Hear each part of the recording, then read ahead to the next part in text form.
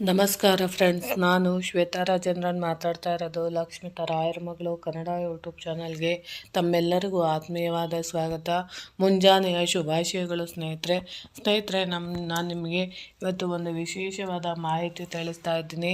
ಅದು ಏನಪ್ಪ ಅಂತ ಅಂದರೆ ಸ್ನೇಹಿತರೆ, 9ನೇ ತಾರೀಕು ಬಂದು ಸರಸ್ವತಿ ಪೂಜೆ ಇರೋದ್ರಿಂದ ಪ್ರತಿಯೊಬ್ಬರು ಕೂಡ ಮಕ್ಕಳ ವಿದ್ಯಾಭ್ಯಾಸ ಚೆನ್ನಾಗಿ ಆಗಬೇಕು, ಮಕ್ಕಳು ಜ್ಞಾನವಂತರಾಗಬೇಕು, ಬುದ್ಧಿವಂತರಾಗಬೇಕು ಅಂತ ಬಯಸೋ ಪ್ರತಿಯೊಬ್ಬ ತಂದೆ ತಾಯಿಗಳು ಕೂಡ ಖಂಡಿತವಾಗ್ಲೂ ನಿಮ್ಮ ಸುತ್ತಮುತ್ತ ಇರುವಂಥ ಶಾರದಾ ದೇವಿಗಳಿರ್ಬೋದು, ಸರಸ್ವತಿ ದೇವಸ್ಥಾನಗಳಿರ್ಬೋದು, ಅಲ್ಲಿಗೆ ಖಂಡಿತವಾಗ್ಲೂ ಕರ್ಕೊಂಡೋಗಿ ಮಕ್ಕಳನ್ನ ಅಲ್ಲಿ ಅಕ್ಷರಾಭ್ಯಾಸನ ಮಾಡಿಸಿ. ಯಾಕಂದರೆ ನಿಮ್ಮ ಮಕ್ಕಳಿಗೆ ಅಕ್ಷರಾಭ್ಯಾಸಕ್ಕೆ ಸಂಬಂಧಪಟ್ಟಂಥ ವಿಶೇಷವಾದ ಪೂಜಾ ಸಂಕಲ್ಪಗಳನ್ನ ಆಯಾಯ ಸರಸ್ವತಿ ದೇವಸ್ಥಾನಗಳಲ್ಲಿ, ಹಯಗ್ರೀವ ದೇವಸ್ಥಾನಗಳಲ್ಲಿ, ರಾಯರ ಮಠಗಳಲ್ಲಿ, ಶೃಂಗೇರಿ ಶಾರದಾ ಮಠಗಳಲ್ಲಿ ಖಂಡಿತವಾಗ್ಲೂ ಮಾಡ್ತಾರೆ. ಅಂಥದ್ದನ್ನು ನೀವು ಖಂಡಿತವಾಗ್ಲೂ ಬಳಸ್ಕೊಳ್ಳಿ.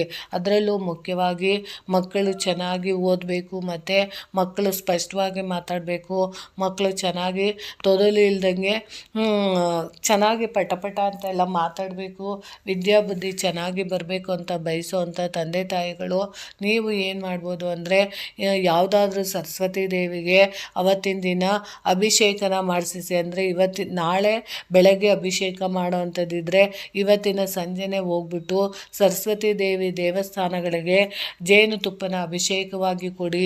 ಆ ಅಭಿಷೇಕ ಮಾಡಿಸಿದಂತಹ ಜೇನುತುಪ್ಪನ ತಂದು ಮಕ್ಕಳಿಗೆ ತಿನ್ನಿಸೋದ್ರಿಂದ ಖಂಡಿತವಾಗ್ಲೂ ಮಕ್ಕಳೇನಾದರೂ ತೊದಲುತ್ತಾ ಇದ್ದರೆ, ಮಕ್ಕಳಲ್ಲಿ ಏನಾದರೂ ಮಾನಸಿಕ ಸ್ಥಿಮಿತ ಇಲ್ಲ ಅಂತ ಅಂದರೆ, ಅಥವಾ ಬುದ್ಧಿಶಕ್ತಿ ಬೆಳವಣಿಗೆ ಆಗಿಲ್ಲ ಅಂದರೆ, ಆರೋಗ್ಯದ ಸಮಸ್ಯೆಗಳಿದೆ ಅಂದರೆ ಅದೆಲ್ಲ ಸರಿ ಹೋಗೋದಕ್ಕೆ ಖಂಡಿತವಾಗ್ಲೂ ಸಹಾಯ ಮಾಡಿಕೊಡ್ತಾರೆ ಸರಸ್ವತಿ ದೇವಿಯವರು. ಇದನ್ನು ನೀವು ಖಂಡಿತವಾಗ್ಲೂ ಉಪಯೋಗ ಮಾಡ್ಕೊಬೋದು.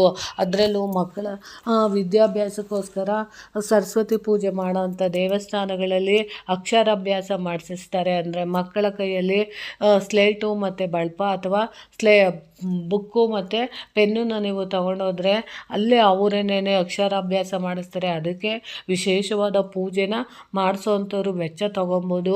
ಇಲ್ಲ ಅಕಸ್ಮಾತು ಸಾರ್ವಜನಿಕವಾಗಿ ಮಾಡುವಂಥ ಕ್ಷೇತ್ರಗಳಿರುತ್ತೆ. ಈಗ ನೋಡಿ, ವಿದ್ಯಾಚೌಡೇಶ್ವರ ಇರ್ಬೋದು, ಶೃಂಗೇರಿ ಶಾರದಾ ಮಠ ಇರ್ಬೋದು, ಅಥವಾ ಕಾಮಾಕ್ಷಿ ಮಠಗಳಿರ್ಬೋದು, ಸರಸ್ವತಿ ದೇವಸ್ಥಾನಗಳಿರ್ಬೋದು, ಹಯಗ್ರೀವ ದೇವಸ್ಥಾನಗಳಲ್ಲಿ ನೀವು ನಿಮ್ಮ ಮಕ್ಕಳ ಅಕ್ಷರಾಭ್ಯಾಸಕ್ಕೋಸ್ಕರ ಸ್ಲೇಟು ಮತ್ತು ಬಳಪಗಳನ್ನ ನೀವು ತಗೊಂಡೋದಾಗ ಪೂಜೆ ಮಾಡಿದ ನಂತರ ಇಷ್ಟು ಅರ್ಚನೆ ಟಿಕೆಟ್ ಅಂತ ನೀವು ಕೊಡಿಸಿ ಅಲ್ಲೂ ಕೂಡ ನಿಮ್ಮ ಮಕ್ಕಳ ವಿದ್ಯಾಭ್ಯಾಸಕ್ಕೋಸ್ಕರ ಅಕ್ಷರಾಭ್ಯಾಸನ ನೀವು ಖಂಡಿತವಾಗ್ಲೂ ಮಾಡಿಸ್ಬೋದು. ಅದಾದಮೇಲೆ ನೀವು ಏನು ಮಾಡ್ಬೋದು ಅಂದರೆ ಸ್ನೇಹಿತರೆ, ನಿಮ್ಮ ಮನೆಯಲ್ಲಿ ಯಾರಾದರೂ ನಿಮ್ಮ ಮಠಾಧಿಪತಿಗಳಿಂದ ಬಂದಿರೋಂಥ ಗುರುಗಳಿದ್ದರೆ ಅಂಥವರ ಗುರುಗಳ ಕೈಯಾರ ನೀವು ಅವತ್ತಿನ ದಿನ ನಿಮ್ಮ ಮಕ್ಕಳ ನಾಲಿಗೆಯ ಮೇಲೆ ಜೇನುತುಪ್ಪ ಅಥವಾ ಜೇನುತುಪ್ಪನ ನೀವು ನವಿಲುಗರಿಯಿಂದ ಅಥವಾ ತುಳಸಿಯ ಕಡ್ಡಿಗಳಿಂದ ಓಂಕಾರನ ನೀವು ಬರೆಸ್ಬೋದು. ಇಲ್ಲ ಅಂದರೆ ಐಂ ಅನ್ನೋ ಬೀಜಾಕ್ಷರಿ ಮಂತ್ರನ ನೀವು ಅವರ ಕೈಯಿಂದ ಬರೆಸಿದಾಗ ಮಕ್ಕಳಲ್ಲಿ ಜ್ಞಾನಾಭಿವೃದ್ಧಿ ಅನ್ನೋದು ಆಗುತ್ತೆ.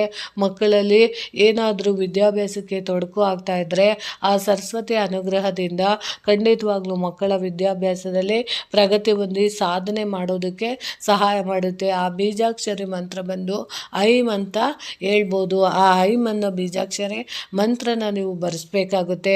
ಯಾವುದರಲ್ಲಿ ಅಂದರೆ ತುಳಸಿ ಕಡ್ಡಿಯಿಂದ ಬರೆಸ್ಬೋದು, ಇಲ್ಲ ಅಂದರೆ ನವಿಲುಗರಿಯಿಂದ ಬರೆಸ್ಬೋದು.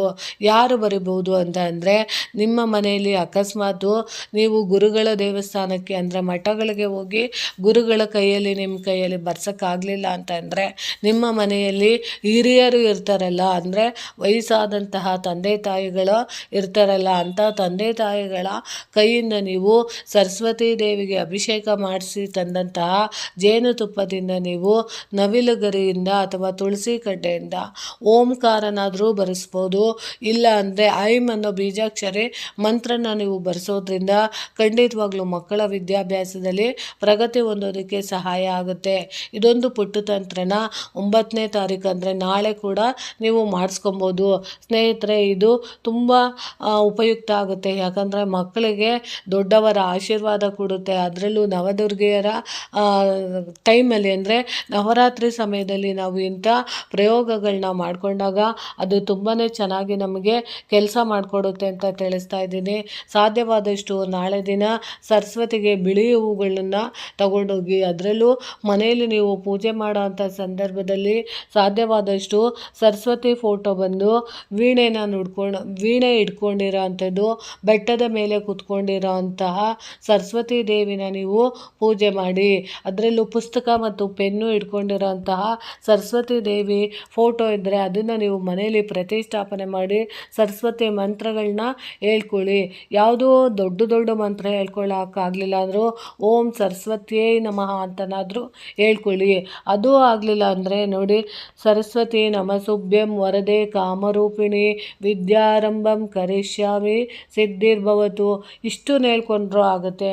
ನಿಮಗೆ ಯಾವ ಮಂತ್ರ ನಿಮಗೆ ಈಸಿ ಅನಿಸುತ್ತೋ ಅದನ್ನು ನೀವು ಖಂಡಿತವಾಗ್ಲೂ ನಾಳೆ ಮಕ್ಳ ಕೈಲಿ ಹೇಳ್ಸ್ಕೊಳ್ಳಿ.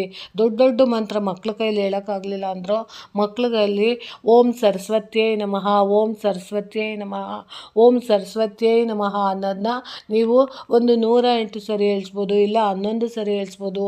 ಅದು ಆಗಲಿಲ್ಲ ಅಂದರೆ ಈ ಐಂ ಅನ್ನೋ ಬೀಜಾಕ್ಷರಿ ಮಂತ್ರನ ನೀವು 108 ಸರಿ ನಿಮ್ಮ ಮಕ್ಕಳ ಕೈಯಲ್ಲಿ ಹೇಳ್ಸಿಸಿ ಐಂ ಐಂ ಐಂ ಐಂ ಐಂ ಐಂ ಅಂತ ನೀವು ಹೇಳ್ಕೊಡೋದ್ರಿಂದ ಮಕ್ಕಳ ವಿದ್ಯಾಭ್ಯಾಸ ಅನ್ನೋದು ತುಂಬ ಚೆನ್ನಾಗಿ ಆಗಿಬರುತ್ತೆ.